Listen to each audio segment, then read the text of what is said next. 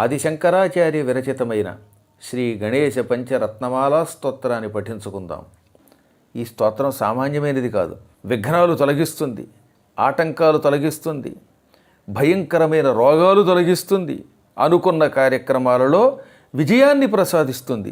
పారాయణం చేసినా విన్నా కూడా అపూర్వ ఫలితాలు లభిస్తాయి, అనుకున్న పనులై తీరుతాయి.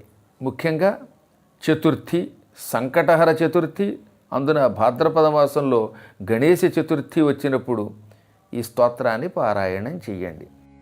ముదాకరాత్తమోదకం సదా విముక్తి సాధకం కళాధరావతంసకం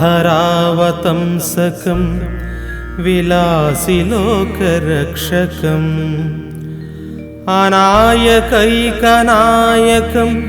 వినాశితే భదైత్యకం